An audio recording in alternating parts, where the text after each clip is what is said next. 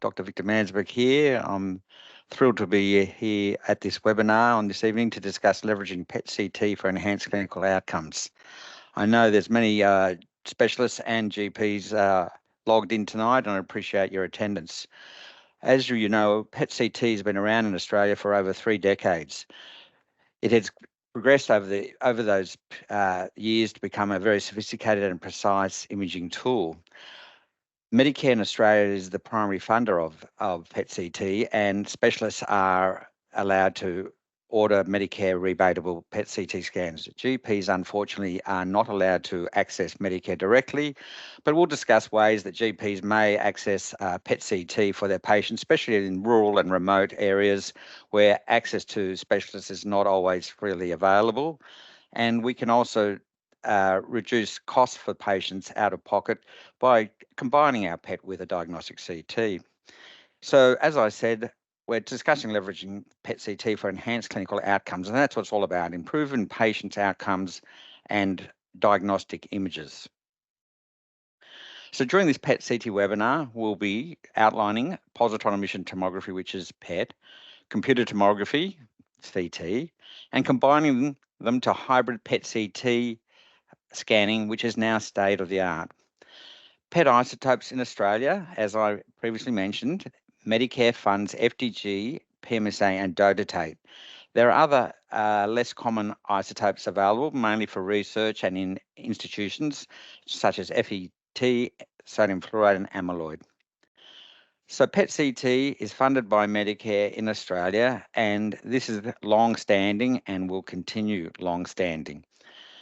PET-CT report is an integral part for the multidisciplinary tumour meeting, and this is designed to improve patients' outcomes. Theranostics and molecular imaging is emerging and is currently available in Australia for lutetium-177 PMSA and iodine-131. These are largely available in teaching hospitals and some of the private hospital clinics available. The future is inert nanoparticles, example carbon, hybrid lipid polymers, and inorganic metal oxides, which is a whole different webinar and lecture. We will concentrate on clinically relevant PET-CT cases that come through our Miranda practice in Sydney. As I said, PET-CT is a hybrid PET-CT which combines the functioning information of positron emission tomography and anatomical information of computed tomography. PET-CT scan does not equate to a cancer scan. The majority of oncology PET imaging utilizes fluorodeoxyglucose, which is FDG. So PET scan in reality is a glucose scan. Glucose is metabolized by all cells in the body for energy. Glucose metabolism is increased in some cells physiologically, example the brain, and pathologically around the body during inflammation and cancer. Computer tomography uses X-ray beam to generate cross-sectional images of the body anatomy. Multi-slice CT scanners, which are now standard, are combined with PET scanners into combined hybrid PET-CT units. Hybrid glucose PET and CT provide the functional and anatomical information which can be interpreted by the specialist trained in the dual modalities. PET-CT optimal interpretation will require specialists trained in both the PET and CT components. PET has evolved over the last 3 decades, and the initial PET scan in Australia was in Melbourne at the Austin Health Centre, and that was a standalone PET scanner. Since that time, it has evolved to be a combined PET with a concurrent CT just for low attenuation correction and anatomical localization. So you can actually diagnose the region that the FDG activity is. We now have progressed to a hybrid enhanced PET-CT, which may use contrast, and this is the gold standard. So we have evolved over time, and during that time, you can see on the left, the non-attenuated PET-CT without a CT. Here's a PET-CT with a low attenuation correction CT. Here's the state-of-the-art PET-CT with high resolution, attenuation correction, time of flight imaging, and iterative reconstruction for computer tomography. And this produces this image with the combined CT and PET showing the anatomical detail and functional information. This evolution of technology has translated into dramatically improved patient outcomes. PET-CT is the cornerstone of oncology. Most of the cases you'll see tonight will be oncology. MDT meetings rely on this powerful imaging integration. So this gold standard of hybrid contrast enhanced PET-CT requires dedicated technique with dedicated nuclear technologists with CT qualified training. And this is now the new standard in Australia for optimal acquisition. Accurate supervision and interpretation of both modalities are best performed by a dual qualified specialist. I'm always wary when I see a PET-CT report and the first line of the report is disclaimer, low dose CT for attenuation correction and anatomical localization. To me, it appears that they have not used more than 80% of the data provided in the PET-CT to interpret the report. This may be just for coverage for potential medico-legal cases, or for the fact that there's no diagnostic CT training for the specialists and they can't accurately review all the CT components. So let's get to the PET-CT report, because this is what's communicated to our referrers, mainly the oncologists for the MDTs.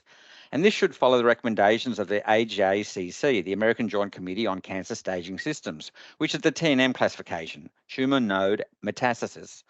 The first paragraph should be primary site of the tumour, the second paragraph the lymph nodes, the third paragraph metastases, and fourth paragraphs onwards, other and additional findings. So this will improve clarity and completeness of the report, increased efficiency, improved communication. It facilitates decision making versus an unstructured report, which may be region-based, incomplete, sometimes chaotic, and often misleading. So as I said, in Australia, Medicare is the funder of PET-CT, and the most common PET-CT is F18FDG. This is used in oncology for multiple tumours, and these are the common items that Medicare will fund. We have listed these on the back of our referral. This is the New South Wales referral, and this is common. The back is the common to all states. You can easily see the item numbers and what they refer to. On the front of the referral, and this is the New South Wales referral, you can see we list all the sites, including the private hospital at the Mater and the health centre at the Albury-Wodonga site. And you'll obviously have the patient ID and the referring specialists and their provider number. But what's important is to tick the right tracer, and the most common tracer is FDG. Then I would recommend an additional diagnostic CT. This has to be a separate item ticked, and this is available here. And to simplify things, I encourage my referrers to just write HNCAP, which stands for head, neck, chest, abdomen, and pelvis. And that's what we do for more than 95% of our studies, except for melanoma and skin cancers, where we add extremities. And most of our melanoma units are very well versed in that. MRI, we can't co-register automatically, and that's not currently available, but the patient can have separate MRIs to look at. Most of these patients, as you know, are cancer patients, and doing a diagnostic CT of the whole region will save them a separate diagnostic CT at a later stage. Most of these patients will present with just one initial CT of the region, and it's of variable quality depending on what urban or rural practice they came from. So these are our practices which each state should be familiar with.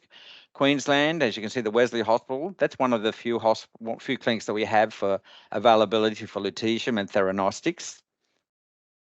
New South Wales, Victoria, they have several private hospitals available, and St Vincent's in Tasmania.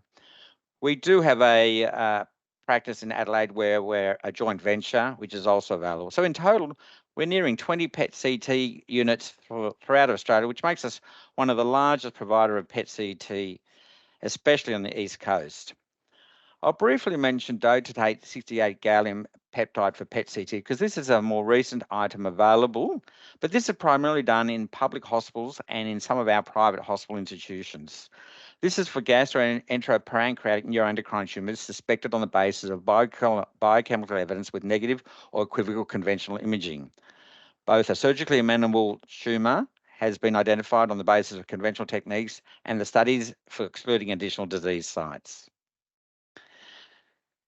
So these tumours may include carcinoids, gastrinomas, insulinomas, pituitary tumours, paragangliomas, and pheochromocytomas. So on our website for I-MED, we regularly put updates of new items that become available with the MBS. And with time, the government has seen the sensibility of extending the PET-CT rebates from the common tumours, which you have seen listed before, to now breast cancer. There are now 2 breast items available for initial staging and for recurrence and metastatic disease. So there are only 2 items available. With some of the other PET-CTs like melanoma and SCC and lymphoma, you can have multiple items. There's no restriction. But this is very important and a good advancement. And if you follow the recommendations, your patients may have a FDG PET for breast cancer. Since that time, we've had to accommodate PMSA. So PMSA was initially introduced in England. The American introduction of PMSA was 2 years behind Australia. This one of the rare times an isotope has been approved in Australia before America. The FDA only recently approved it. We've had it for nearly 2 years. And prostate cancer, you can only have 1 scan at initial diagnosis. And the scan at initial diagnosis is for intermediate to high-grade tumours, which includes Gleason 7 or stage T3B. You can only then have 2 other PET scans according to Medicare items for recurrent disease and ongoing therapy. So a total of 3 PMSA PET-CT scans for prostate cancer in your lifetime. So these are the listed MBS updates on our website, which is freely available. One more item, which is not oncology, which has also become available in November 2021, is for Alzheimer's disease.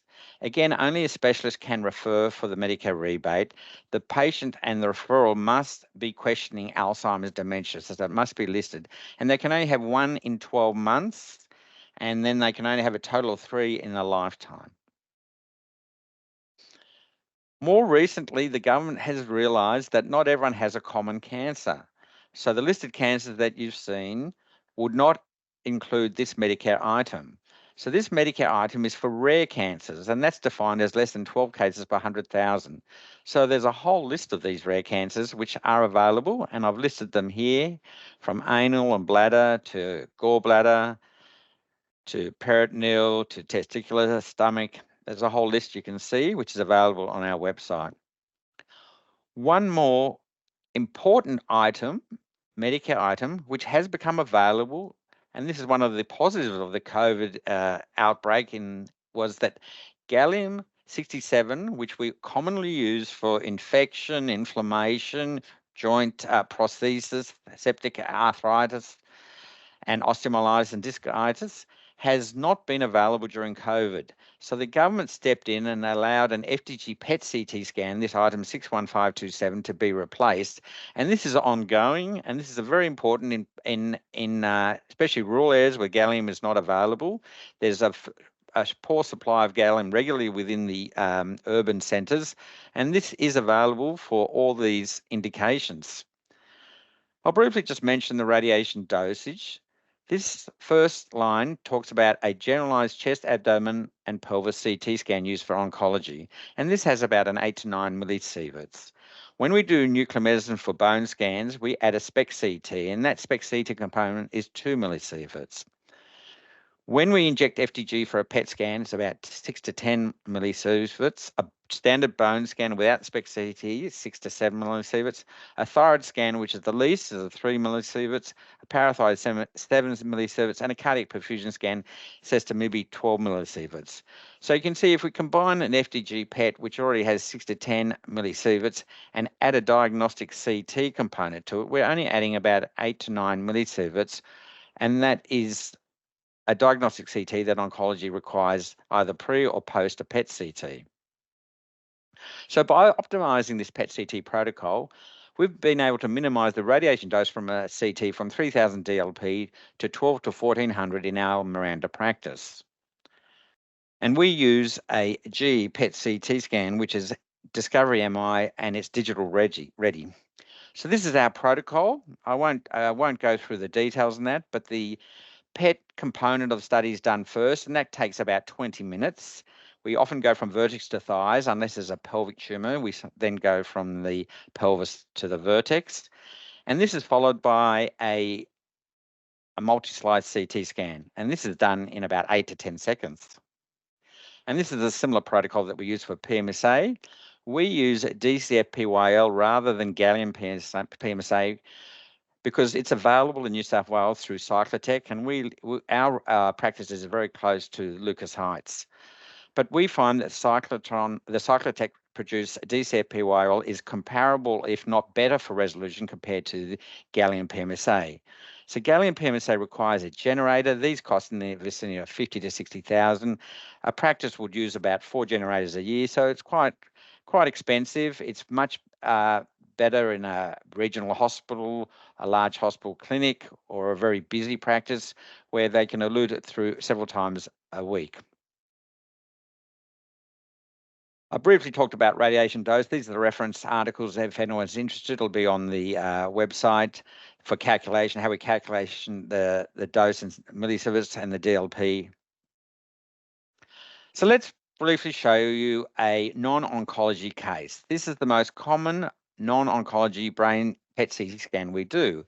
This is a 61-year-old male with increasing confusion and memory loss.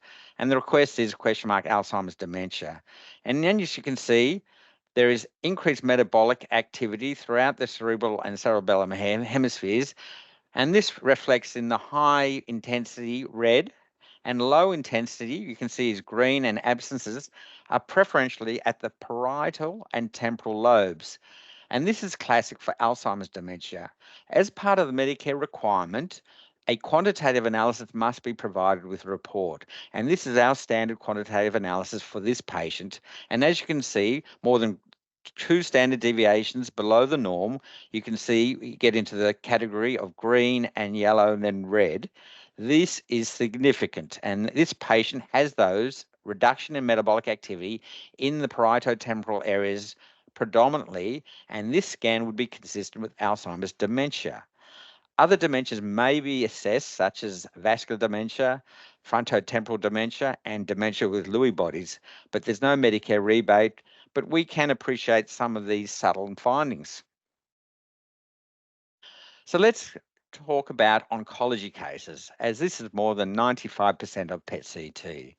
And our first patient is an 83-year-old man with raised inflammatory markers, recent rise in HbA1c and ferritin for assessment.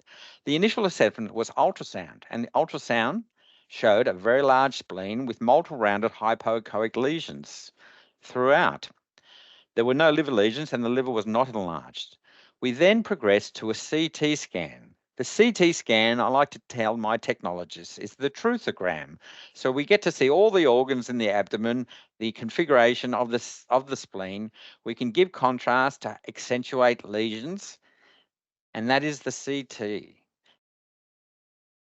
And this is the CT in multiplane. What's important is when we look at the abdomen, fat is black density, air is blacker, soft tissues are over shades of grey, and it's sometimes difficult to distinguish all the viscera from bowel loops, which are not always fluid distended. And over here, it becomes difficult to distinguish bowel loops from other organs. So with contrast, you can clearly see vessels, and that's very important for looking at small nodes within the mesentery and retroperitoneum. Resolution on PET used to be classified as less than up to 10 millimeters only. Now with high resolution multi-slice CT, our resolution is based on the CT, and it's down to 2 millimeters. 1 to 2 millimeters, in fact. So now we combine the CT with the PET CT, and we've got a hybrid CT study. We can see the spleen is enlarged. It's got high signal intensity lesions, which are red, and we get excretion of tracer through the kidneys into the urinary bladder, which will also show activity. Unbeknownst to us from the CT is a rounded soft tissue density lesion, which is metabolically active. This could easily be missed without combining the functional information from the PET with the anatomical detail of the CT. So this is proven to be non-Hodgkin's lymphoma, and finding the node anterior abdominal wall in the mesentery, as you can see here, close to the anterior abdominal wall, allowed us to access this node for biopsy and confirmation of the diagnosis. One can see on the PET, it is there in the midline. You can see the excretion from the kidneys and the urinary bladder. Also, you can see little red areas close to the splenic hilum in the peripancreatic region, and these prove to be positive nodes. The smaller node is just 5 millimeters, the larger node is 12 millimeters. On CT criteria, anything over 10 millimeters we can consider abnormal. Below 10 millimeters, we cannot diagnose a node as abnormal. And combining with the PET, we can pick nodes at 5, 4, 3, and even 2 millimeters, which is helpful for the patient staging. Here's an 85-year-old man who had a left thigh lump. He'd had a previous knee reconstructive surgery, and you can see the sagittal view. We can see on the CT 2 lumps. There's a big lump anteriorly with a bit of peripheral contrast enhancement, lower density lesion region. So the periphery is similar to muscle density. Posteriorly, we have a large lesion as well. This one is more fat density. It's also situated on either side of the femur. We combine it with a PET CT. We can see the increased activity around the periphery of this large tumour anteriorly, which is an aggressive tumour, but no activity posteriorly in the benign lipoma. This poor gentleman had a very large tumour in his left thigh. He had some inflammatory changes in his right hip joint. He had another focus of activity projected over the right hemithorax, and this proved to be a solitary metastasis. This CT was obtained in one of our rural sites, and in our Miranda practice, we use motion correction software, and we try to optimize our technique to reduce patient movement with respiratory motion and movement between the PET and the CT. This is not always the case with very anxious and elderly patients, and this is an example of a misregistration.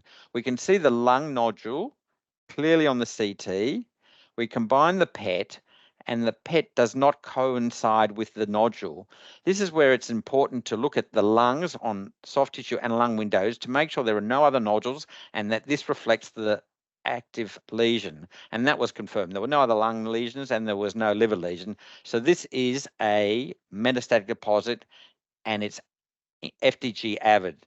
And we do measure the uptake of the lesions with a standard uptake value, and the standard uptake value is compared to background activity.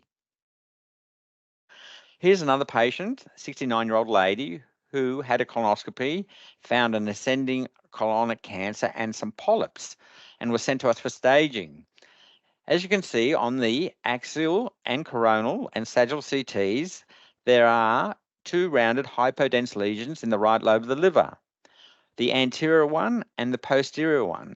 We combine it with the PET CT, the PET component, and you can see marked intense FDG activity anteriorly in the anterior lesion, but no activity in the posterior lesion. So this confirms that the anterior lesion is a metastatic deposit, and the posterior lesion is a benign simple cyst, which we don't have to be concerned about. Also interesting, you can see increased FDG activity in the ascending colon and some smaller polyps, and another lesion in the descending colon. So this poor lady had 2 primary colonic tumours simultaneously and some malignant polyps. You can see the high intensity in the urinary bladder, and that's just the excreted tracer. Here's another lady with colorectal carcinoma, and this is the CT images without the PET. Very high resolution, beautiful contrast administration and excretion via the kidneys. Here's the urinary bladder, and here's the uterus, and here's the rectosigmoid region. Very difficult to see a mural or intracolonic tumour. You add the PET component and you have the hybrid PET CT. One can see the excretion of tracer via the kidneys into the urinary bladder, but posterior to the uterus in the rectosigmoid region is a large primary colorectal carcinoma. You need to look at the rest of the abdomen and pelvis and body to look for metastatic disease. We look in the lung bases and we can see a lesion which is metabolically active, and this is a lung metastasis. We look in the liver and you can see on the PET there are several lesions in the liver.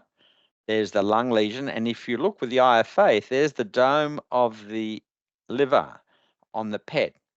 And here is important, obviously, as I talked about motion correction software and patient compliance. Here's a 57-year-old lady who presented with ovarian mass, a cervical prominent lymph node, and some PV bleeding. And these are the CT images, and here's the combined PET CT. Sometimes this is tiger country, trying to work out what's bowel, what's bladder, what's uterus, what's ovary, what's adnexal pathology. It's very difficult because most of the imaging, even with contrast, shows a lot of grayscale imaging. So we add the functional data and we can distinguish from the uterus to these two ovarian neoplasms. We then do the whole body to see if there's any metastatic disease, and that prominent lymph node was metabolically active in the medial supraclavicular fossa. This provided access for biopsy and to confirm the nature of the ovarian neoplasm. Here's another 66-year-old lady with an endometrial adenocarcinoma, clinical stage 1B on hysteroscopy staging. Here's the PET. Here's the sagittal PET with the CT. Here's the sagittal CT without the PET. And here's the correlative sagittal MRI. You can see the tumour invading the uterine wall, and you can see the increased FDG activity on the PET CT. What's important is excluding metastases. And here we can see FDG avid iliac and para-aortic nodes up the chain here, well demonstrated on the co-registered CT. Here's another lady who presented with a solitary pulmonary nodule, and this is a Medicare rebatable item. It's important to pick up lung cancers when they're small, and most lung cancers, but not all, are FDG active. This whole body PET CT shows physiological distribution of tracer in the high metabolic areas such as the brain and the heart, and also excretion via the urinary tract. There is no metabolic activity demonstrated in this 16mm rounded soft tissue density nodule in the lingular segment of the left upper lobe on the lung windows or on the soft tissue windows. And this proved to be a benign hamartoma and can be left alone. This same patient had the whole body PET CT, and you can see from the PET there was some reduction in metabolic activity in the left frontal vertex. Correlation with the CT, and we do contrast in our CT, showed an enhancing mass lesion abutting the vertex skull, typical of a meningioma, a benign meningioma, but this was an incidental finding, and here we can see on the colour registration reduced activity. Here's your classic male smoker who presents with cough and a left upper lobe lung lesion. Very metabolically active lesion abutting the left side of the mediastinum, and an extension into uptake in the adjacent confluent mediastinal nodes. You can see on the axial images the primary tumour is quite aggressive with a necrotic centre with reduced activity in the central region, which does become more hypodense on the CT images. This same patient, when you look at the whole body, you have to exclude metastatic disease elsewhere, had a congenital horseshoe kidney. So it's important to pick up anatomical variants and also benign conditions. This 61-year-old female had a recent biopsy, proven invasive right breast carcinoma for staging. And you can see on the PET, there's multiple areas of activity. You could even call it a bit of a blobogram. There's activity projected over the thorax, the chest, possibly in the nodes. There's something in the abdomen, something projected over the pelvis. To localize these, you need the correlation with the hybrid PET CT, the CT component. So here we can see the primary breast carcinoma with increased FDG activity Here we can see and confirm FDG activity in the axillary nodes and multiple lung nodules and hilar nodes, as well as lesion in the intertrochanteric region of the right femur. We can look on the CT and give valuable information that there is no impending pathological fracture or periosteal reaction at this stage. And here we can see activity in another bone metastasis in the iliac crest. This shows uptake in another metastatic deposit in the L3 vertebral body and shows brilliantly the rest of the sagittal view of the spine with no other metastatic deposits. We'll show you at least one rare cancer, and this one is a gallbladder carcinoma in a 60-year-old for staging. So you can see on the PET that there's a photopenic center which corresponds to this aggressive tumor and has a necrotic center with a peripheral FTG activity arising from the gallbladder fossa and the gallbladder. In this staging PET CT, we can see two portohepatus nodes which are FTG avid. So this is important for staging, and there was no other metastatic spread of disease. This 32-year-old female had a recent resection of left anterior neck melanoma for staging. As you know, melanoma is one of the most common carcinomas in Australia. Our melanoma units are very active. So this patient had resection. We did a whole body PET CT, as you can see, from the vertex to the toes for melanoma.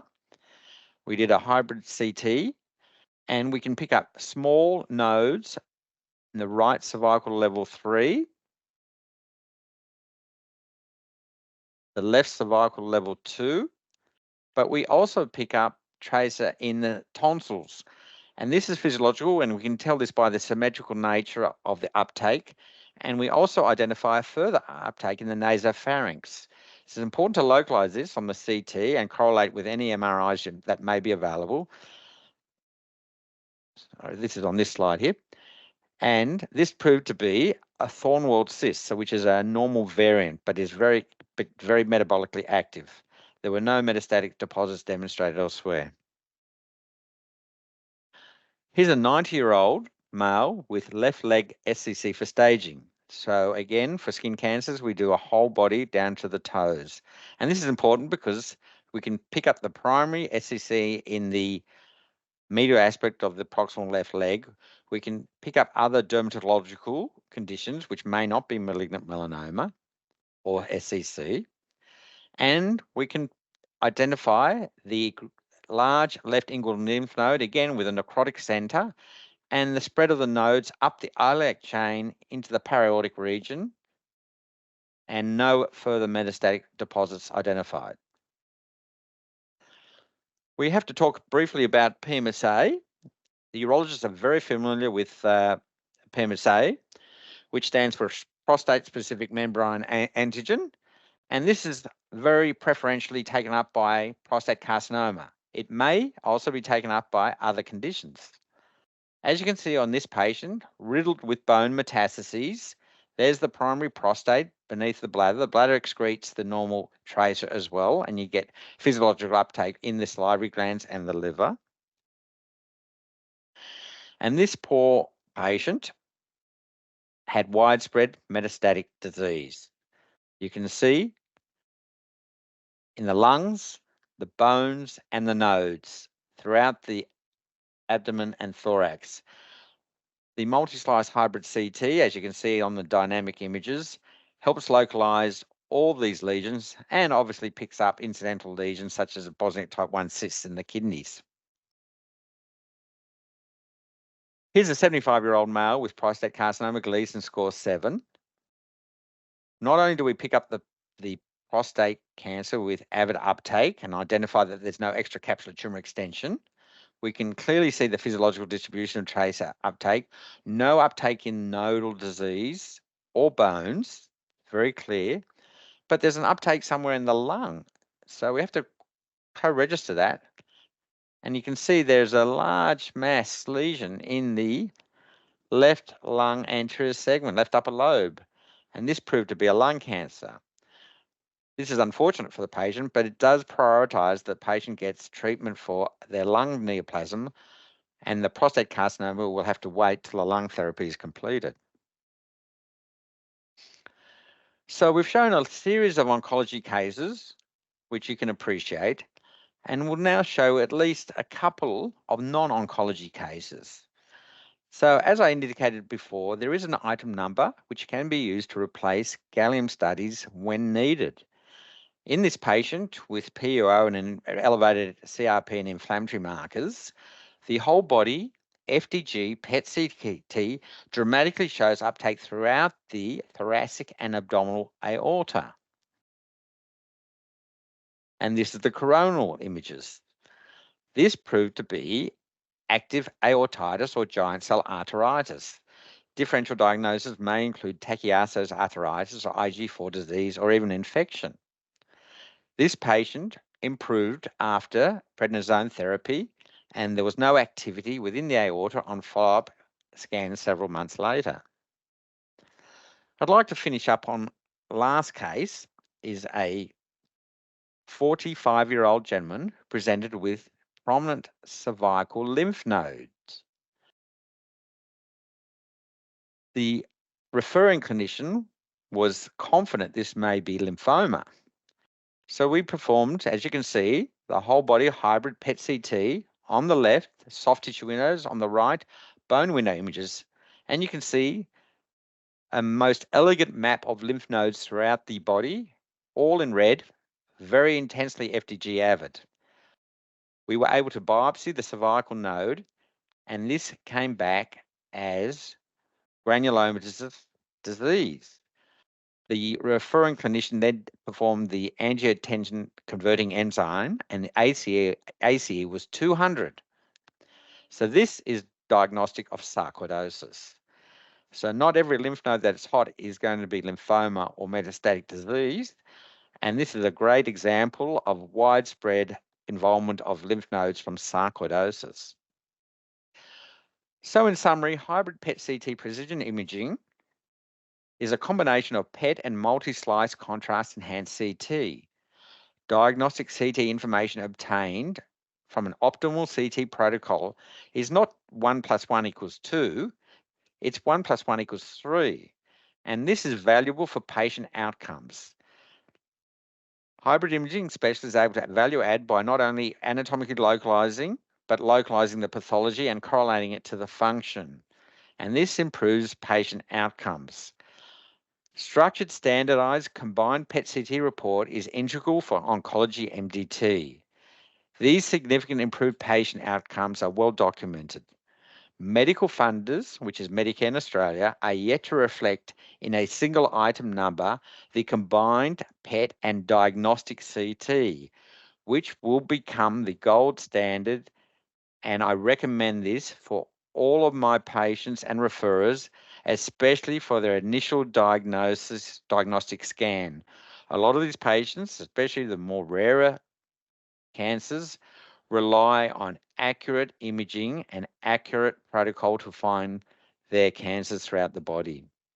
I'd like to acknowledge my chief technologist, Andrew Ruston, and the radiography technologists who assisted in the presentation of these cases. And like to thank you all for attending, and we will now take questions. Thank you very much. Thanks, Dr. Mansberg, for that presentation. We do have a few questions to go through this evening.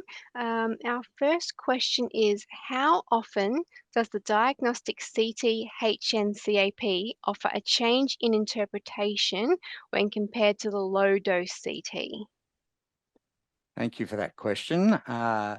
Without a doubt, I'd say almost every case there's a change in the diagnostic material, because not only do we diagnose on a glucose FDG scan cancer, we diagnose inflammatory changes. There's a lot of uptake in people who have joint prostheses and inflammatory changes there. We see normal variants, as we've shown on some of the cases there. We also find a lot of benign conditions. And that's very important to show, because if we do a bone scan, you might get uptake in a hemangioma, let's say in the vertebral body, but on the PET, you'll just see the hemangioma and it won't be metabolically active for FDG. So we see a lot of incidental benign conditions, which sometimes can be misinterpreted on a bone scan or even a PET scan without correlation with the anatomical detail, which is the hybrid CT component of the study. So there's almost not one case that I don't add value to the report by looking at the CT. And most cases where there's significant difference in the interpretation are very vital for the MDT. And what the MDT is actually is a radiologist combining with the clinician and a pathologist to interpret maximally the information available. So the more information that is provided to the MDT in the actual report, makes it more efficient, may save us time, and is more accurate. So, you know, MDTs nowadays, if anyone attends the MDTs, they're very, very busy. They have a lot of cases to get through, and the more interpretation that can be done prior to the actual meeting is vital nowadays. So, you know, I think there's almost not one case that there's not added value to the patient in some way. Not every case will actually diagnose extra cancer, but there'll be something of value. So even if something is benign as a horseshoe kidney, which was unknown before, you know? Thank you. Our next question is breast cancer staging. When would you perform CT or bone scan versus CT PET? Very good question. Up until we had the rebate, it was always mandatory to do the bone scan because that's what was available. Is the PET CT superior to the bone scan? Without doubt. Can you refer for a bone scan, for a PET scan if you're a GP? Unfortunately, not for Medicare rebatable purposes. So most breast cancer patients will be under a surgeon or oncologist or radiotherapist who do have the ability to Medicare rebate. So all of these referrers now routinely send the patient for a PET CT rather than the bone scan. Would a bone scan be available to monitor down the track when the patient's completed their surgery, their radiotherapy and chemotherapy? Yes, there's a value there down the track, several years down the track, when you think the patient's either in remission and they come with bone pain or, you know, atypical symptoms. It might be worthwhile, and you can't see anything on a plain X-ray. It may be worthwhile then prioritizing a bone scan, and the GP can then order that. So you do the bone scan and see, is it just a rib fracture from coughing, or is it actually a metastatic deposit? And this kind of overlays with one of the other questions when someone asked about a SPECT CT. SPECT CT is just single photon emission computed tomography for a bone scan, which is just a bone scan with a CT. And the CT component of that hybrid bone scan, which is now standard, will define what's happening in that rib, and it will show you whether there's a periosteal reaction, whether it's just a simple fracture, is there an expansor lytic lesion, is the lesion aggressive and malignant, or is it more benign? And that adds information. And if that information leads you to think that this is a deposit or cancerous growth, then that will be mandatory to refer on to back to the specialists. So the GPs can use the bone scan quite efficiently in those circumstances. Once the patient has completed their whole therapy and have completed their PET CT. The other issue, and I keep referring back to Medicare, is there are some limitations on the number of PET scans you can do depending on the cancer that you have, which is, you know, it's a bit biased, but some cancers you can get unlimited PET scans, and some you have to follow the Medicare criteria, such as breast and prostate and things like that. So in that situation, you may have no choice if the patient does not want to pay out of pocket or wait in a hospital queue. Yes, you can do a bone scan in the interim there, but without doubt, the PET CT is now the gold standard for oncology imaging. Great, thank you for that. Our next question is, on an FDG PET scan, can an assessment also be made for brain mets, or does it require a separate PET? Very good question. The most sensitive imaging modality for brain mets is without doubt MRI with contrast.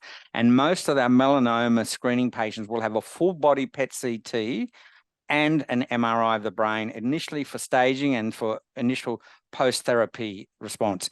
And MRI is exquisite for intracranial detail. What the PET CT can offer is looking at the combined brain. So we look at the brain, we look at the calvarium, the skull base. So if there's a bone lesion, it's very good for distinguishing that. There are also select isotopes for gliomas, which I alluded to, which are not Medicare rebatable, but they're specialized neurosurgical units. as you can see from one of my examples where we picked up an incidental meningioma, if it's a lesion which has reduced metabolic activity, that's very reassuring that it's unlikely to be an aggressive neoplasm. Would we use the brain CT primarily to look for FDG metastatic deposits in preference to an MRI? No, but if a patient has a pacemaker or metal that cannot be placed in an MRI, well, then they have no choice, and you do a CT. And we do CT with contrast for brain mets all the time for those patients. So when you're doing a whole body PET CT, then we always look at the brain, without doubt. Would I do just a brain scan for the breast? Only if they have contraindication for an MRI in that circumstance. Thank you. Our next question is, if your relative was having a first scan for cancer staging, what would you recommend? Another excellent question. Look, the topic is obviously PET CT, and if my relative needed an oncology scan, without doubt, I would insist on a hybrid PET CT using the diagnostic CT component. It does add value. There's no doubt about it. We do regularly, we have MDTs in the Shire, and we have a large urology MDT meeting. And without doubt, there's not a day that goes by where we're not picking up PET avid PMSA nodes that are 2 millimeters within the pelvis. It is so important to distinguish the nodes from the ureters, which excrete the tracer, and the urinary bladder. The pelvis is really, really a difficult area to distinguish all the structures, and the more benefit and help you have with the diagnostic CT component is of such value. You know, looking at the internal iliac and external iliac nodes, which all sit right next to where the ureter crosses the pelvic brim and going to the urinary bladder. And you cannot obviously remove the tracer from the urinary bladder because that's how we excrete it. So it's so important to know all the physiological components of where the FDG goes in the body and how we excrete it.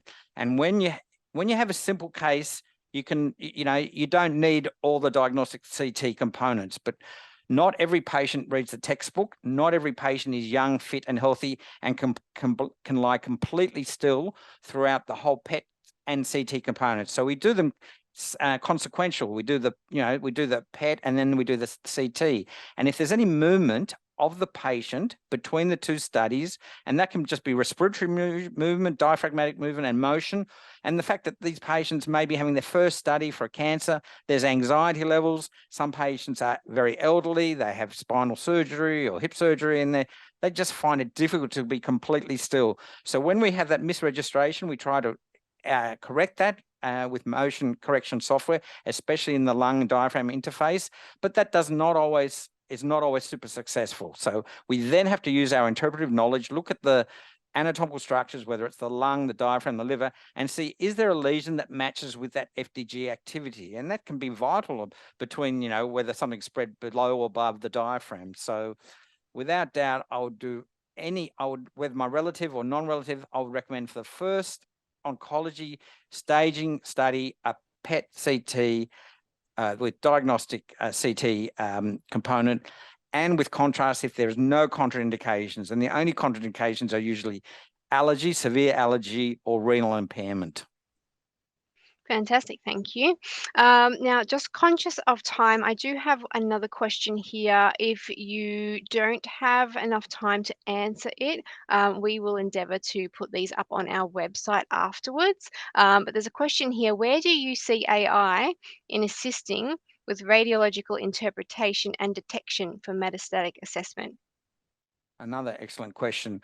With metastatic disease, when you have several metastatic deposits, it's very easy to quantify and label, and that it's the patients where they have riddled with cancer throughout the body, and you want to quantify that.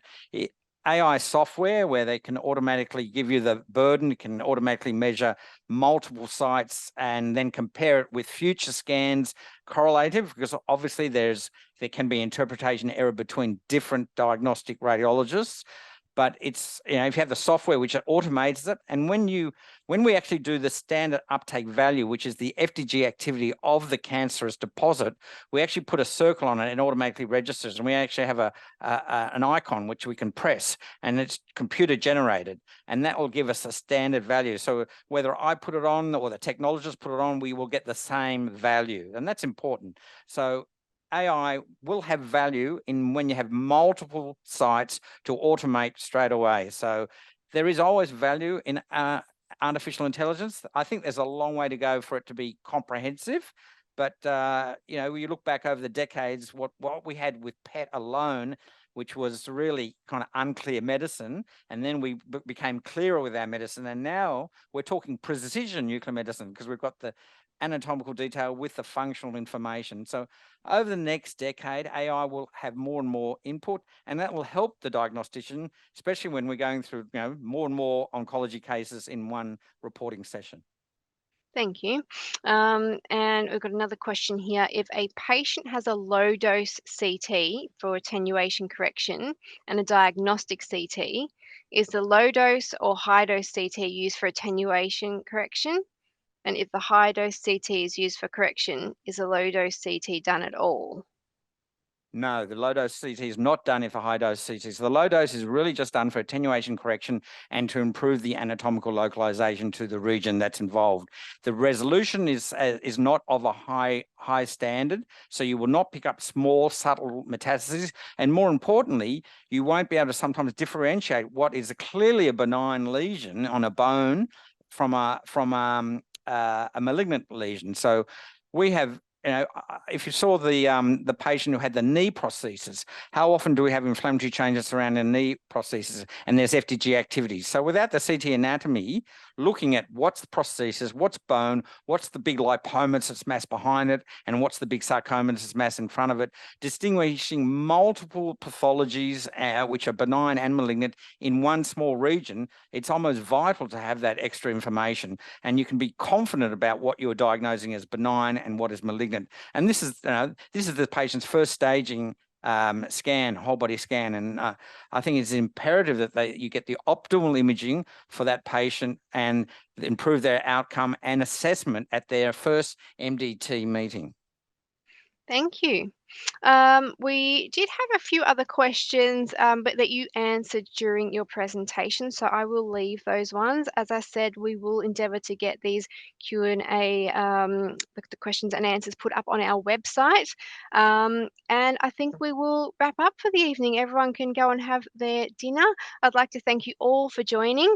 And please, in the handouts tab, you will find the evaluation survey. If you can fill that out, that would be wonderful. And thank you everyone for joining. Have a great evening. Thank you all for attending.